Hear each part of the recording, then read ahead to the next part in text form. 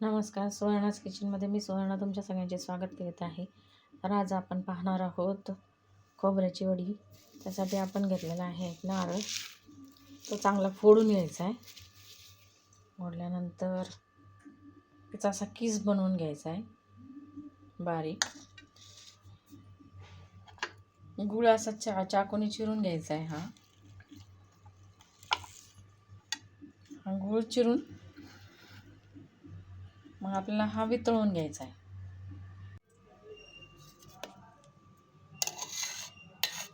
आपण कढई तापायला ठेवले, त्यात एक चमचा तूप टाकून घेणार आहे.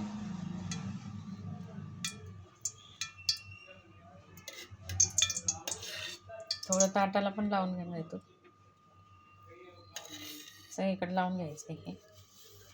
असं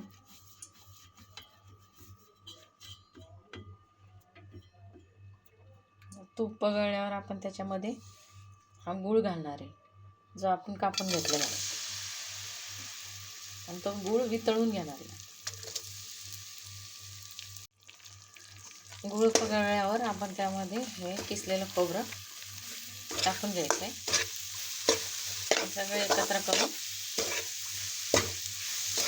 हलवून घ्यायचं. अशा प्रकारे गूळ आणि खोबरं एकत्र करून घ्यायचे. त्यामध्ये आपण हे वेलचीची पूड केलेली आहे, 1 चम्मच वेलची पूड घालायची आहे. सगळं एकत्र करून घ्यायचं.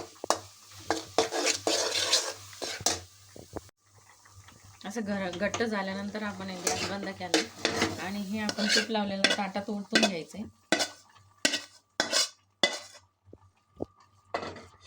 आणि थापून घ्यायचं आहे सगळं. अशा प्रकारे आपण आता हे तूप लावलेल्या ताटात पसरून घेतलेले आहे गोल आकार करून. आणि आपण हे कापून घेणार आहे. थंड झाल्यानंतर याच्या वड्या पाडणार आहे, त्यामुळे आधीच कापून घेणार आहे. अशा प्रकारे आपली बर्फी तयार झालेली आहे, खोबऱ्याची बर्फी. त्याला खाली आपण ताटाला तूप लावल्यामुळं थोडं गरम केलं तरी हे सगळं निघून येतं.